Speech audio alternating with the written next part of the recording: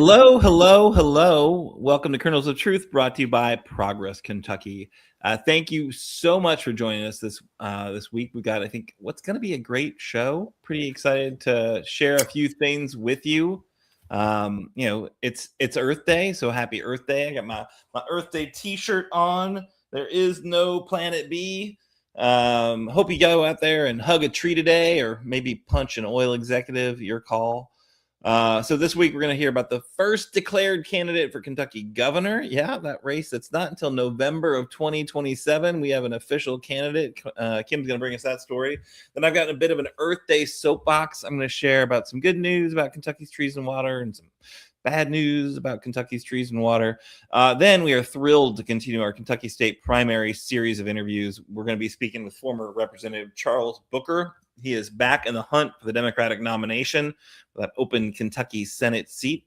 We're going to ask Charles why he's the best candidate to make history, because 1992 was the last time a Democrat was elected to the Senate from Kentucky. Should be a heck of a show. Damn glad you're with us. Before we get in, let's check in with our permanent co-host, amazing woman coming to us from Kentucky, Louisville, Kentucky. I want to hear about what's going on, the excitement about the Derby. How are you doing, Kimberly? Oh my gosh, are you all right? Are you choking to death? What is happening? We've murdered her. What is going on? I told you need to finish that. You can hear in Louisville, like other cities, they have these places called corner stores. Never heard of it. And you can maybe get your whatever there, beer, chips, and sometimes they actually sell food, all kinds of food. Corner stores? You're saying corner stores? Corner store, yeah. Okay. At least I know what a corner store is. I'll roll with it. Our president, your president. Not my president. I guess doesn't know what a corner store is. Okay. Okay. I got some good food from the corner store. And then almost choked to death on it. I'm glad that you were okay. And that's because you called me in too quick. Normally we do it longer. I'm like, oh my God, of all days, he sped through it. Okay. But no. Fish is only good when it's hot. So check this out on my biting list. And I think everybody knows I'm coming live to you from Louisville, Jefferson County. But on my biting list is Jared Kushner. Finding out, and I saw an interview with Senator John Ossoff, from Georgia. Georgia. Yeah, I had to think for a moment. Georgia. He did a tremendous speech, not this Saturday that just passed, but the Saturday before that. He did a phenomenal speech and really talking about these things. And I learned a lot. And I also looked at Rachel Maddow, right? So I could learn even more. And she had him on there as well as a guest. And so finding out that Jared Kushner does not get paid by the United States government. So I don't think we've ever asked ourselves, where exactly does he get his money? And he's supposed to be, like the point person or whatever for Middle Eastern talks. He's getting like $2 billion from Saudi Arabia and $1 billion here and a few $100 million there from different Middle Eastern countries because they have more of a thought process for us to stay in the war for all kinds of reasons. But how is somebody that's getting paid from foreign countries, they're paying you to advocate for their interests, okay? And they would like this war to continue on. So tell me, how is he going to be able to do any type of peace in the Middle East? How is he going to be on the side of America when we're not paying him anything, but Saudi's paying him $2 billion? Yeah.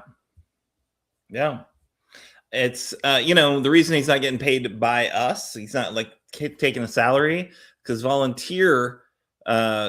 volunteers don't have to go through the same types of vetting process. They don't have to go through the same financial disclosure process, and that means his like raging conflicts of interest are just swept under the rug. So gross, absolutely gross.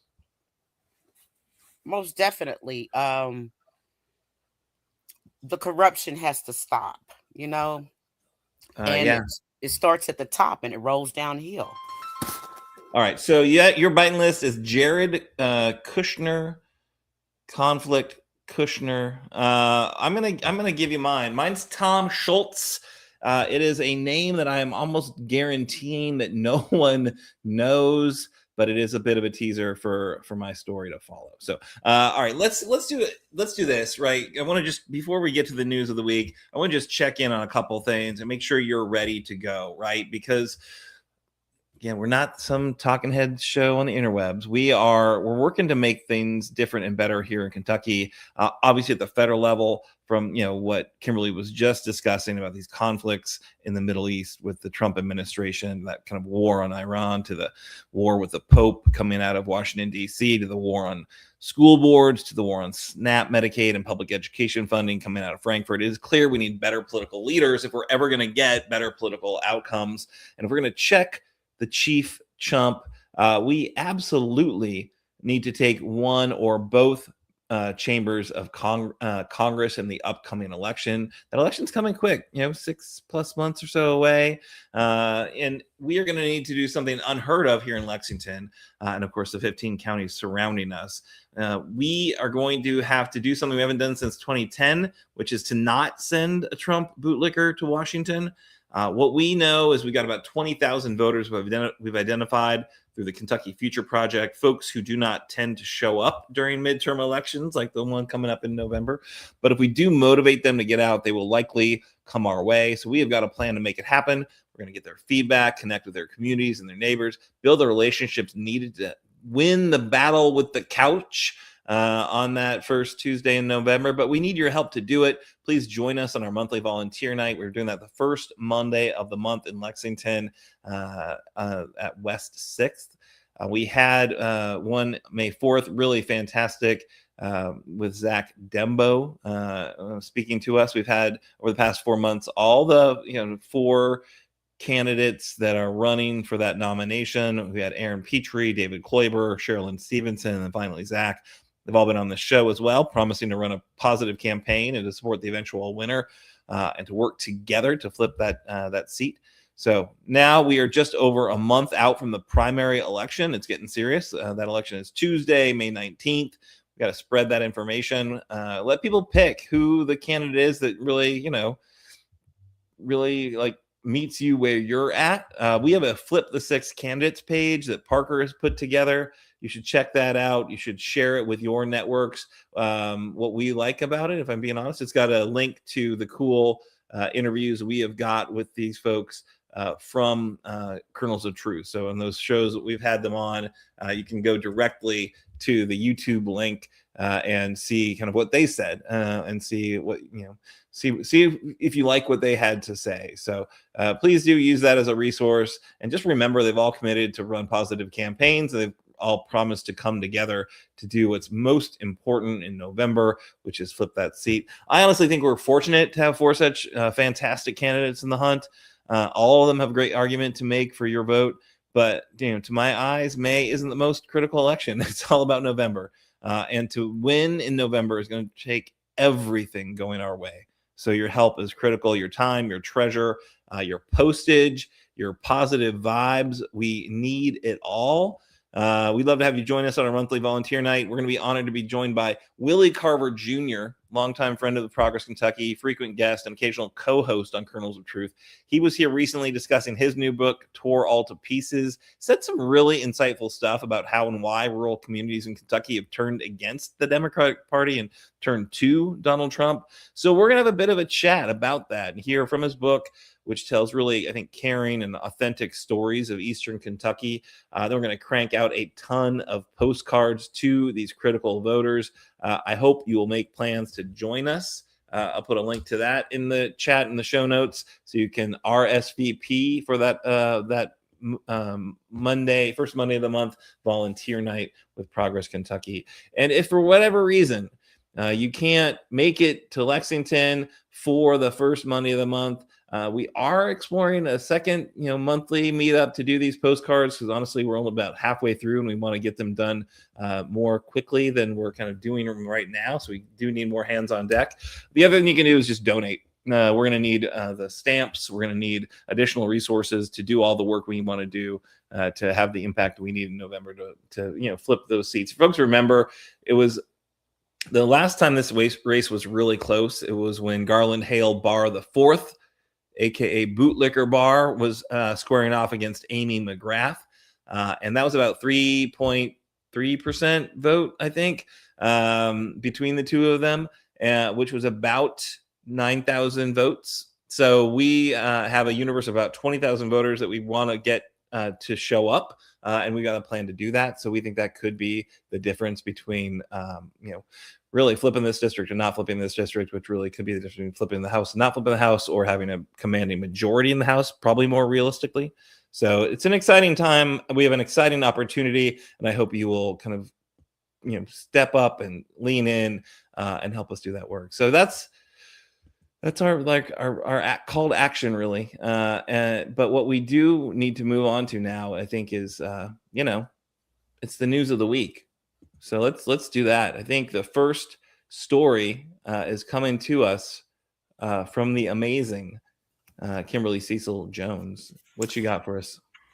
I've got a great story to tell you about my girl, but I also want to ask you, not you personally, but our listeners, did you all enjoy yourselves on Monday? It was 420 Day, and there was lots of festivities going on all around Kentucky for 420 Day. So hope you had fun on that day. I know I did. So getting back to a person that I was so happy to hear this. Actually, I went to that event that I told everybody to come to, not Saturday past, but the one before that in Lexington for the National Political Women's Network, the Kentucky chapter. And it was so nice to see a lot of our Kernels of Truth friends. I thought that was great. And Jacqueline spoke for a few moments. And, she said something at the end when she finished speaking, talking about Jacqueline Coleman, our lieutenant governor. And she was just talking about, as far as the strength and the future of Kentucky, that, maybe she will take over and take care of it and run. So, I mean, everybody in the room knew she was talking about herself. So I was happy to hear that, but that doesn't mean everybody is happy to hear that. We've been waiting and hoping that Jacqueline would run, and she is. She's young. She's only 43. Former teacher, as you probably know, assistant principal. And she did make reference when she was speaking at that event on being a basketball coach. So she's going to do this in 2027, run for governor. And what she has been talking about, I'm so tongue-tied tonight, I'm so sorry. She said, if you're looking for somebody to talk less about politicians and more about you, or someone who listens more than they talk, here she is. So also, one of the people that really, really Jacqueline looks up to, of course, is the late Governor Martha Lane Collins, who also was a Democrat. A lot of people say her name, but don't remember what party she was from. Martha Lane Collins was most definitely the first woman in Kentucky history to be governor, and she governed pretty well. We can almost certainly say that Governor Collins brought Toyota to Georgetown, which has been an economic success, built on the foundation established by Governor Collins. So she's the role model for Jacqueline, so to speak, because she was a great governor, and Jacqueline will be a great governor as well. I have no doubt about it. Working with Andy, it's going to be 8 years at the end of the term. She knows the ins and outs, and I'm pretty sure she has paid attention to everything, and she honestly cares about people. I could say this literally on my own reputation. I would say that she's very much, of course, going to be prepared and working on education coming from that field. Healthcare is very, very expensive. She knows it's very expensive. She cares about that. And of course, the economics of it all. Um, Lieutenant Governor Jacqueline Coleman also vowed to not stop until pre K is a reality for every Kentucky family. So Beshear, our governor, has already laid the groundwork for her, and she wants the General Assembly to fund the pre-K for all for 4-year-olds in the next Kentucky budget. Our governor did, but it was not successful. So there are some people that don't really particularly care about her. Um, Primarily, can we say Attorney General Russell Coleman? Yeah. Now this makes no sense to me. He put this on X, formerly known as Twitter, and he said, a respectful reminder: Jacqueline Coleman isn't my sister. She's not my ex-wife, and she will never be Kentucky's governor. I think he should have he needs some therapy because he's got what you call Twitter fingers. Hmm. He's just tweeting stuff that makes no sense. Then also the Republican Party of Kentucky spokesperson Adam Hope called Jacqueline in a statement ineffective, inefficient, and incompetent. Then they're trying to say that she mismanaged, like it was all her by herself, not saying anything about we had an antiquated system of unemployment during COVID. And they're saying that she gave friends and hairdressers and other people special treatment over other Kentuckians in need. And that Mhm. she needs to be ousted as the leader. But I'm just going to say this to you, Aaron. You can't believe everything that people say. Well, it depends on who's saying it, I suppose. I mean, I know that if Trump's saying it, I don't believe it at all. If other folks, I might give them the benefit of the doubt. Who are we talking about specifically here? We're talking about AG, our AG. We're Russell talking about, Coleman. yeah. I don't Yeah, even like to say his name with her name, okay? yeah. No, I feel there's those positive associations. You gotta be careful about those. That's why it's bootlicker bar from here on out about Garland Hale. We don't want any And then positive you Andy called him what? associations. What Kushner? You said you called him what? Oh, Jared Conflict Kushner? Is that what are you talking Yeah, about? conflict. I like that conflict Kushner. I have to remember that. But you know what? Women can win this state. Yeah, you say that, right? But Oh it's no. it is shocking how many supposedly progressive Democrats will tell me, oh no, just women can't win. A woman can't win in Kentucky. Like, kind of ignores the fact that we've got a bunch of women who have been elected to office. Jacqueline Coleman's name was on the ticket with Andy Beshear twice. So that's definitely, shows that people are willing to put a woman in that office. As you pointed out earlier, like her big hero, Martha Lane Collins, former governor of, one of the most beloved modern era governors. I mean, I would just say what the most beloved. She's a woman, right? Last time I Yeah, checked, Martha yeah. Lane. Last time we checked, yes, most definitely she was a woman. And I knew her personally from my mom, who was involved in politics at the time. And I'm here to tell you, as I was a young person at that time, but she had a presence about herself. And I see a lot of that where she cared about Kentuckians.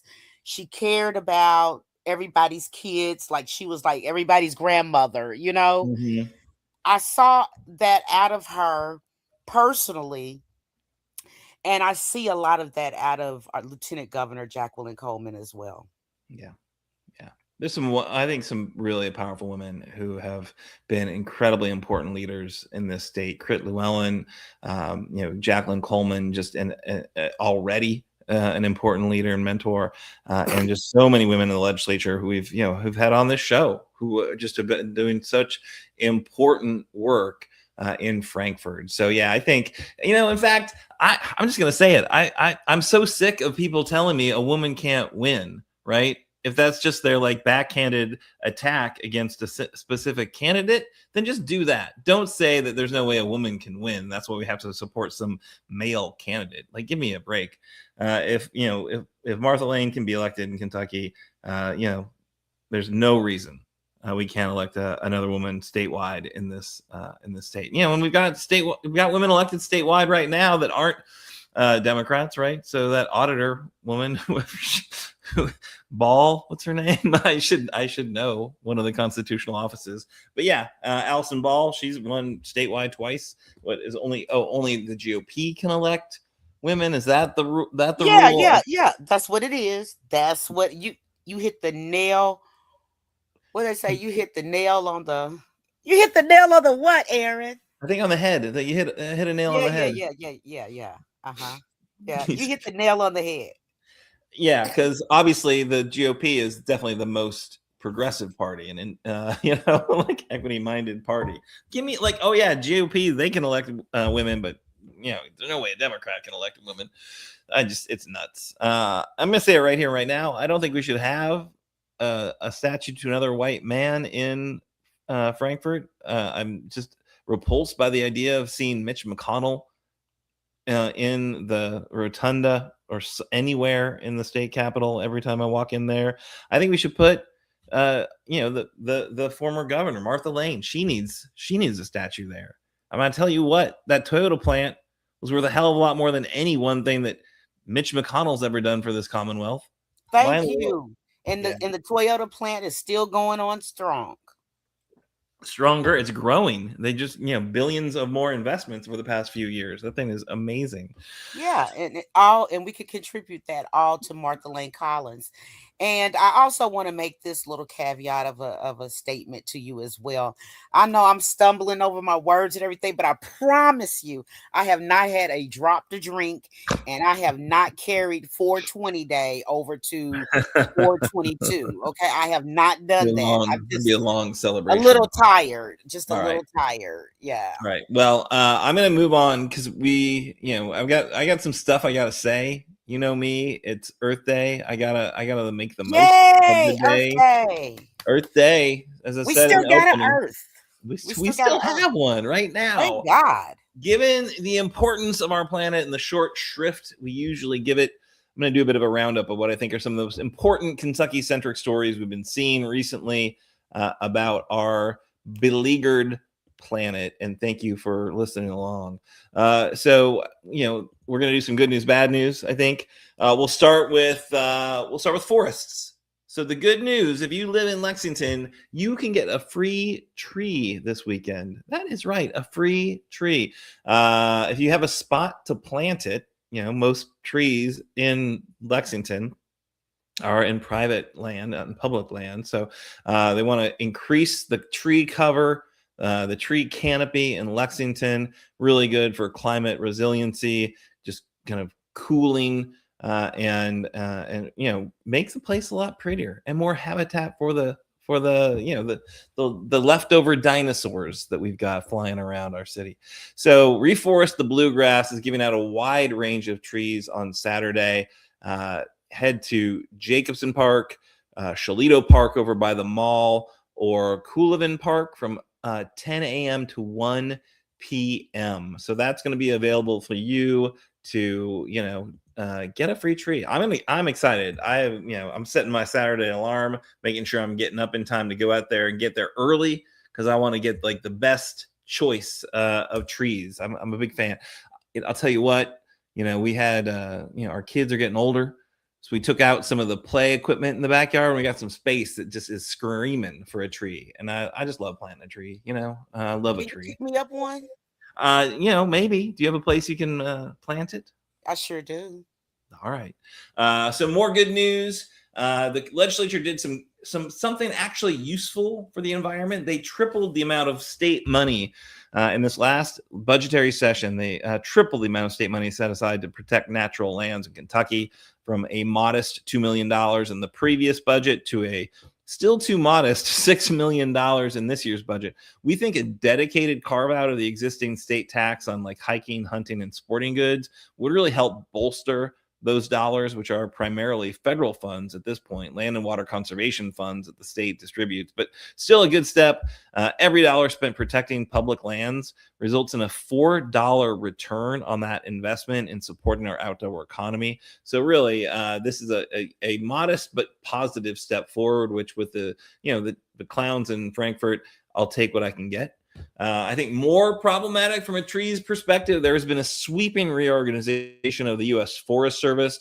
It was announced by the Trump administration in late March, which really signals the agency plans to lean heavily on states to help manage millions of acres of federal land. This is according to some reporting from the Kentucky Lantern. And that restructuring moves the agency's headquarters from Washington, D.C. to Salt Lake City, which makes no sense. They've done this in the past. They moved the BLM from Washington, D.C. to someplace else. I'm trying to remember. They lost 80+% of staff when they made that move. This is like a doging, really. It's not really a smart restructuring. It's just trying to clean house because people are not going to want to make that move, right? So in addition to moving the headquarters, it closes all 9 regional offices, shuts down 57 research stations across 31 states, including a critical facility at the University of Kentucky dedicated to woodland health. So really it is, this is a bad step for our forest and for our environment. That Forest Health Center was established in 2015 as a partnership between UK, Kentucky, and the Kentucky Division of Forestry and the Forest Service Southern Research Station. It's a clearinghouse for scientific research on forest pests and pathogens, which are really important as climate change kicks in. That center focused on threats to Kentucky's forests, including the emerald ash borer, which infests 105 counties in the state, which that's most of them, threatens to cost Kentucky landowners and industries nearly $100 million annually, which does make that $6 million they're spending to acquire public lands kind of a drop in the bucket compared to what the ash borer beetle is able to lay waste to. So really a bad idea. We're very concerned about that reorganization. It's critical, though, because our forests are absolutely under threat right now, dealing with the myriad impacts of a warming climate. You do remember that it's still happening, right? So over 1,000 acres of the Boone Forest, Daniel Boone Forest, have burned this month over McCreary County. So it's important those district offices have the resources needed to coordinate and support fire response, as forest fires are getting more severe, more widespread, and fire season is growing. So more firefighters are needed as they're dodging the federal government and cutting funding for states to step up. The kind of overall story of the Forest Service is not a great one. Trump's Forest Service is headed by former timber industry lobbyist Tom Schultz. That's the name I was putting on my Biden list. He might not be cash level inappropriate and incompetent, but he is the first chief of the Forest Service who's not come through the agency at some point in his professional career. He is the first timber lobbyist to head the agency. So he's never worked for the management agency of the Forest Service. He's only been a lobbyist for the industry. Not great. One of his first moves was to work to roll back the roadless rule, which protected 58 million acres of some of the best wild forest lands across the nation. Probably the most publicly supported conservation effort in U.S. history. Over 2 million people petitioned the Forest Service to do this during the Clinton administration. But the logging industry never gave up on rolling it back. And after they exhausted every possible legal challenge, it was an undisputed major gain for forest health for a decade, helping protect clean water, habitat, and support more climate-resilient forests. But again, the timber industry never gave up and now has its chance to continue to degrade our land with expanded logging roads, more logging access. And on that idea, in the Daniel Boone recently, we did get some positive news for forests. There was a canceled timber sale. This is just in from the forest defenders at Kentucky Heartwood.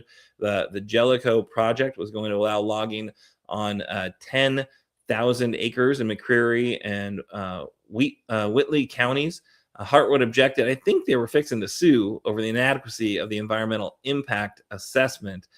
So the first Forest Service withdrew that project, which I think was a great move, great step, and helped bring more sane management to the Daniel Boone, which of course the Daniel Boone, that's Red River Gorge, right? That's the home of Red River Gorge. So these are really important areas for that economic reality of getting more dollars out of conservation than we get out of direct logging. So that's a really important thing to keep in mind. Some more good news, positive news. This is Andy Beshear good news. Martin County. So Andy Beshear released $26 million in water system funding to Martin County. If folks remember, we have had folks from Martin County on this show in the past. They have that long failing water system hammered by the coal industry, unable to fund its own repairs due to the rural taxpayers not having the ability to get the coal industry to pay for what it broke. And so the state government is stepping in. And this is from WEKU. Martin County Water District will get $11.5 million to replace and repair equipment and pay off debts. The Martin County Sewer District will get $14.3 million for equipment improvement and replacement, as well as addressing debt. So Martin County's been in a water crisis since coal slurry leaked from a containment pond in October of 2000. Martin County Judge Executive Lon Lafferty said, I've had conversations with the governor in the past, and he's assured me he's on top of our water plight here in Martin County. This money will help so many Kentuckians and shows what's possible when elected leaders work together. So that's great. Really glad to see that step. Martin County deserves way better than they've been getting. And then some bad water news. Unfortunately, the legislature once again failed to do anything to address the prevalence of forever chemicals or PFAS in Kentucky's drinking water, despite at least 10 water systems across our Commonwealth struggling with these chemicals, with the Kentucky River carrying problematic levels through our state. They ignored Rep. Nima Kulkarni's bill to start a working group to address the issue, ideally by beginning to phase out the use of these environmental hazards. One more good news story, though. Fayette County, we have a solar project on an old landfill that has been chosen to move forward. This is from WKYT. Lexington Fayette Urban County Council has voted to advance the solar power development project on the city's decommissioned landfill in eastern Fayette County. The project is going to be managed by Edelin Renewables. Our friend Adam Edelin, who's been on the show in the past, they have plans for a solar development covering more than 300 acres of the former landfill site. The city will lease the land to Edelin Renewables at an estimated $85 per acre. In return, the company will pay hundreds of thousands of dollars to the city over several decades. Edelin said the arrangement converts a liability into a revenue source for Lexington lawmakers. So that's, let's end on a good news story, right? There's more bad news stories I could tell you about our environment right now in Kentucky and throughout the country. I think the takeaway from these stories, the through line generally, is that these enormous corporations, be they chemical manufacturers, logging companies, the coal companies, these are the constituents the GOP listens most closely to. The environment, our clean air, our clean water, wild forests, that all comes in a distant second. And that is we have our priorities reversed, people. On Earth Day, we should know that, but we should know it every single day. That's for sure. Kimberly, how are you doing on that? You got any Earth Day stories you want to add to the pile? I'm still stuck on the free tree, so.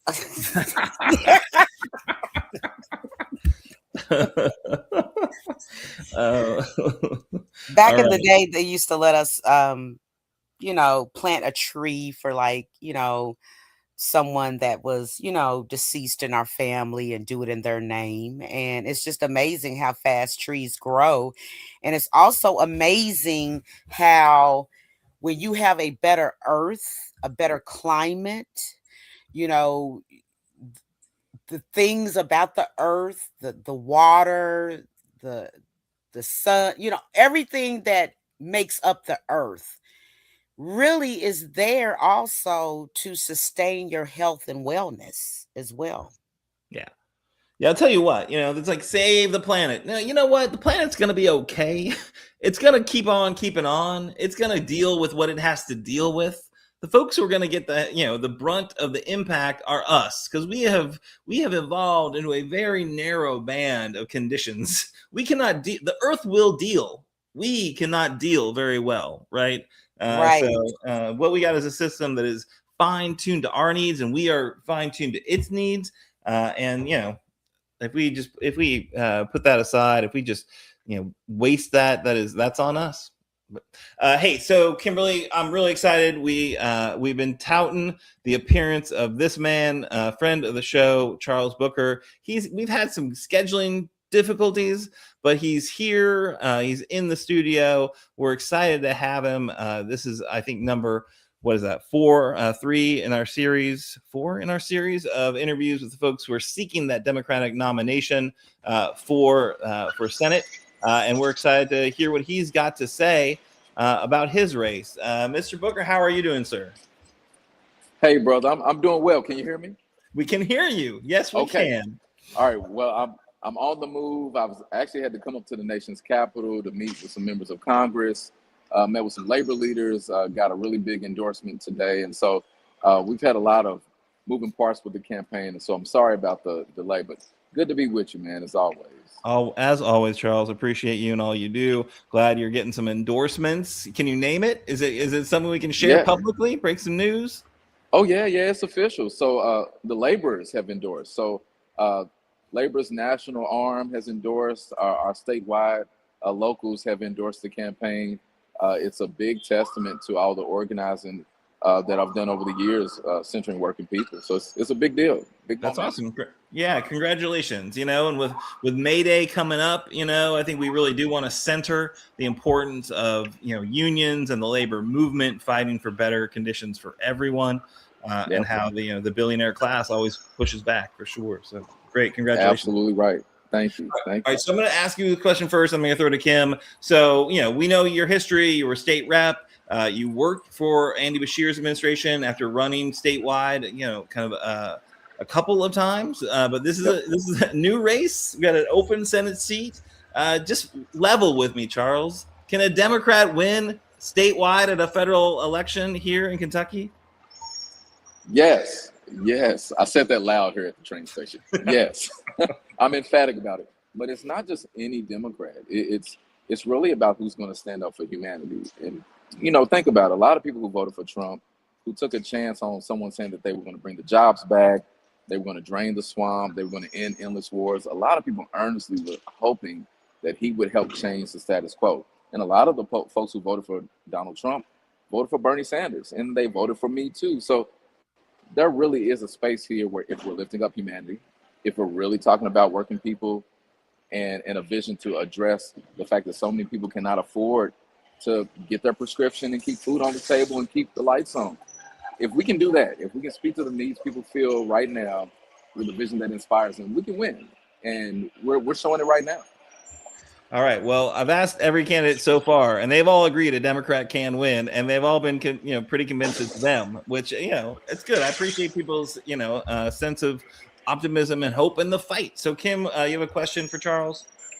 Yes, I sure do. How you doing? I'm doing well. Working hard. I know. See, we have some affinity. We're both living here in Louisville. Okay, we're in Jefferson County. I just love it when we have somebody from Jefferson County on here. It just warms my heart because I feel like by myself sometimes, Charles. Oh yeah, look, that's where Hood to the Holler comes from. A lot of that's people, right. A lot of people we feel from the ignored. hood. We from the hood. We from the to west. The holler. Yeah, that's right. You gotta that's know right. it. So what I want to ask you is, I know that you are a much leader and champion of healthcare. That's something very important to you, and we know that you have, been personal with us, giving us some intimate insight on you having diabetes, having insulin.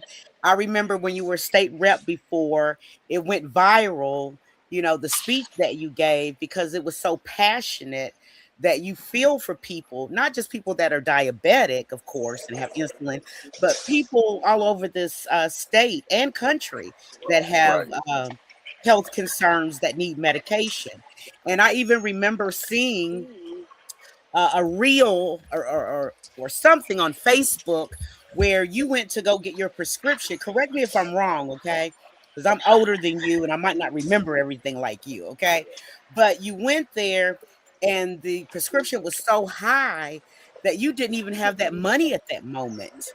Yeah, And that absolutely happened. I thought that was, very poignant because we're looking at Booker, okay? We're looking at Charles Booker, all right? And he's got a problem with the medication.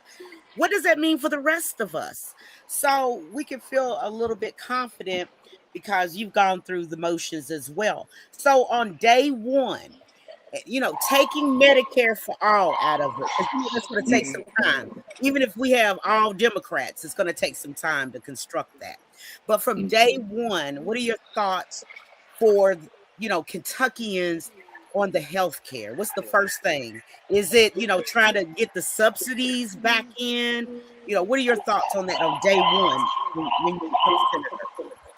Yeah, and you're right. You're right. So I think there's an important distinction that has to be made. Of course, building a new healthcare system and all the administration of it is going to take time to get it right, to implement it, and to make sure that it's effectively being run across the country. But we can't allow the notion of doing it right and taking the time that's necessary to build something to make us think it has to take a long time, because it doesn't take a long time to start a war. It doesn't take a long time to give these billionaires bailouts.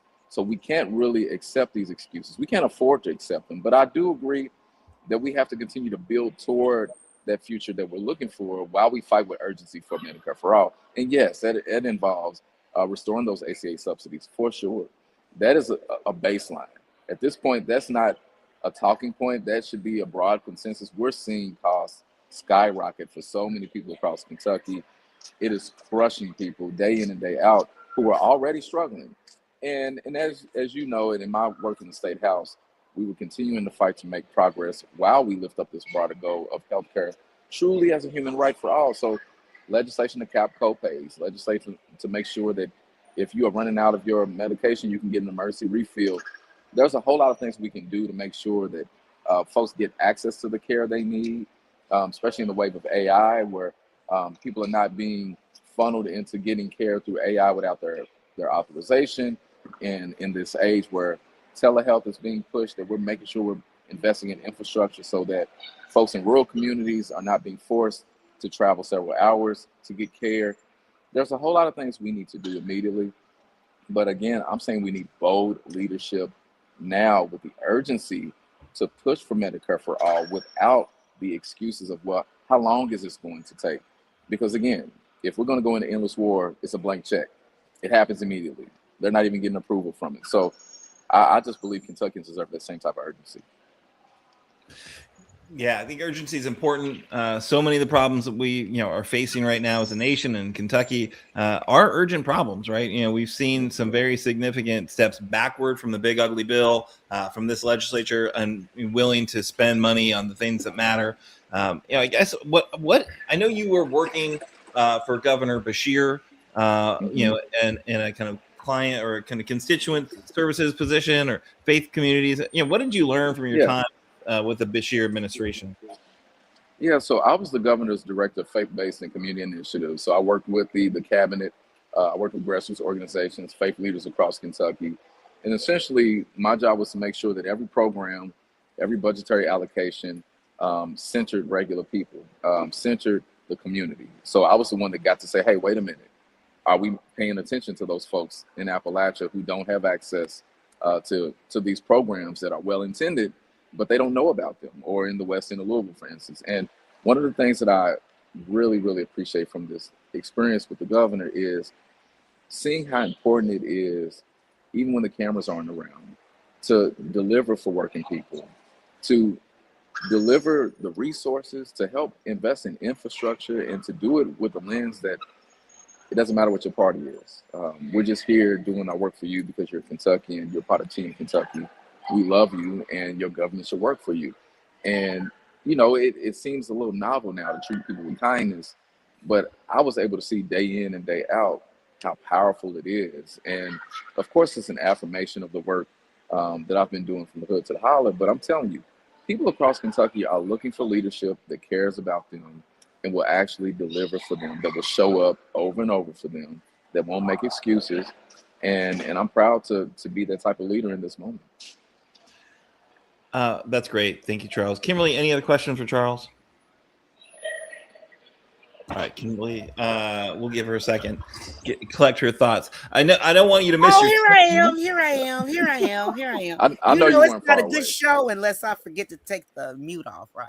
It would not be. So anyway, you need to be on Don Lemon's show too, Charles, for real. Y'all would have a ball.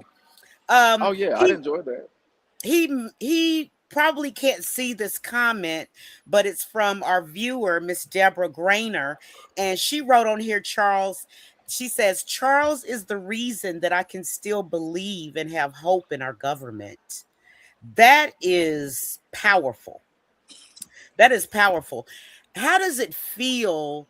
You know, a lot of people, they make it to that plateau, that pie in the sky to become the senator, the president, whatever the case may be. These are positions that I would call in the government, you have arrived, okay? So how does it make you feel that you have to be that role model 24/7, even when you go to the grocery store, even when you're running to get that haircut? I know it's kind of familiar to you because you're a daddy and I'm That's a true. mom, so I understand, but on that bigger level like that, because so many people like you so much and have belief because of you. What kind of pressure does that put on you, or does that make you, or is that what makes you get up every day? So you got to have something that makes you get up every day. You know, my why is definitely my family, my girls, my bosses, as you well know. And everywhere I go, I tell the people of Kentucky, y'all my family. And I genuinely believe in my heart that this is why God still has me breathing. You know, I don't look like what I've been through. And I just thank God I'm still here to do my part. And as much as, and Miss Deborah, look, there are so many brilliant, beautiful people across Kentucky. And if I'm doing anything to inspire someone, I'm just grateful for it, because we do that for each other. She's been a warrior. She inspires me. You all inspire me. And, you know, I feel the responsibility to just walk in my purpose. I'm just trying to be myself and tell a story about regular people stepping up to meet this moment, to make democracy real, to make justice real. And I feel the weight of it, you know, and part of what made me pause in running for office this time was, you know, I know how much this means to people. And I wanted to make sure that if we ran this race, that we could run it to win it. And I'm proud to say that we're in a position to make history here. We're leading in every poll in this primary, but also in the general. We're tied with the guy Elon Musk gave $10 million to. We've been in a statistical tie with Daniel Cameron and within single digits of Andy Beshear with his crazy self. And all of this is really just because regular people know we need real change. And so I'm humbled, and I do have a few more grays in my beard because it is very exhausting, but it's the greatest privilege of my life, short of being the dad. The rewards are more. So I just want to ask Miss Deborah Grainer exactly if she could put into the comments exactly where she is, so you can know that you do have that supporter. Oh, we know Deborah. Oh yeah, we all know Deborah. She's in Frankfurt. Look, we know Deborah. We've been fighting for voting rights. Wait a minute, you talking about Miss Deborah? Yeah. Oh, that's. Why didn't y'all tell me that was Miss Deborah? Yeah, that's the one and only. Oh shoot! She's done so much for voting rights. She has done so much to reconnect the formerly incarcerated folks with their rights. We love you, Miss Deborah. We really do. You know, I know who you are. I think that's a two-way hope street, or a multiple. You know, there's a hope. You know, like the red string of hope is going all over this this board. But yeah, thank you for what you do and for how you do it. You know, Charles, you were. Before you announced, you're one of our featured speakers at our No Kings event in Lexington, and I think you really did an amazing job of like just inspiring the crowd to care and engage in our democracy, which I think is, that's what you're doing running. It's what we're doing with the show. It's what everyone needs to do in any way they can, because democracy is not, the Constitution is not enforcing, right? We gotta fight for this democracy, and more so now than about anywhere. Any final thoughts you want to leave with our viewers, Charles? Yeah, I just wanted to say that to build on your point, democracy requires all of us to be the Avengers, as I've been saying, to find that strength, that courage within ourselves, to dare to believe again, to fight for justice, to fight for healing. And one thing I want to make clear, in running for a third time, this is like Rocky 3 for me. I never thought I'd do anything like this. I'm just following my heart. But we have really built something historic here. We've been organizing from the hood to the holler, literally, and inspiring people to get involved, to find their voice, to become citizen lobbyists, to run for office, to work on campaigns. So not only are we in a unique position to win this race, but we're in a position to build long-term infrastructure that can help turn things around for families across Kentucky and ultimately end generational poverty. That's my mission. That's what I'm committed to doing. And I just hope they have the chance to earn your support over and over again. And I'm proud of everyone that has stepped out to run this race. And I'm grateful that I know that we're in a unique position to do something big for our country. Because if we flip Kentucky, we flip the U.S. Senate, and we're going to do just that. Go to charlesbooker.org, plug in with us. Let's pray with our feet and win this daggone race. Oh, I like that. Pray with our feet. That's right. Pray. I like that. And I just want to say this right quick before you get off of here. Charles, we really appreciate you being on the show tonight. I know you've got a very packed and heavy schedule, but I will say this about you and Aaron, because you all probably don't hear it enough, but you and Aaron Viles are two of the best fathers that I have ever come across in my 58 years on this earth, both of you all. And I'm so proud of you all for doing what's right with your children, because so many people don't. And that shows character also. If you don't treat your children right, how you gonna treat me right when you get knocked? Right. You know? That's right. Girl dads unite. You gotta know it, brother. Because I act like a baby half the time anyway, so hey. We get bossed by girls. We get bossed by girls on the daily. It's because we rule the world. We rule the world. I carry the bags, man. That's the point, man. We can. Why couldn't we elect a woman in Kentucky? Don't tell me that when you Jacqueline Coleman naysayers. I tell you what. Yeah. All right. So hey, we again do not want you to miss your train. We appreciate you juggling this commitment in a sea of a lot of things. Congrats on the endorsement. And we'll look for you in this final month. Any big things besides this endorsement? Are we going to see you on TV? What do you got coming on? Oh yeah, there's more to come. There's more really big endorsements. We got some special friends that are getting fired up that understand how important this race is to the country. We're gonna be making some noise, so stay tuned. Stay tuned. We will be watching. We will be reporting. As is our way, not exactly reporting, but talking about it. But hey, thanks again, Charles. Good luck on the campaign trail, and we will see you soon. Thank y'all. Love y'all. Bye, see y'all. All right. Good man. Appreciate charlesbooker.org. charlesbooker.org. All right, that's it. That's our show. You want to close this out, Kimberly? I sure can. Good show tonight. It was just me and you. Just me and you. Ooh, baby. I know you all didn't come on here to hear me sing, okay? But I couldn't help myself, Aaron. I couldn't help myself. But disclaimer first, Progress Kentucky is a nonprofit organization registered with the Kentucky Secretary of State and organized as a 501c4. We are affiliated with the Indivisible Project and Common Ground Kentucky Action. And we're also proud members of the Forward Kentucky Network. Progress Kentucky's goal is to educate, organize, increase voter turnout, and advance a progressive agenda through civic engagement.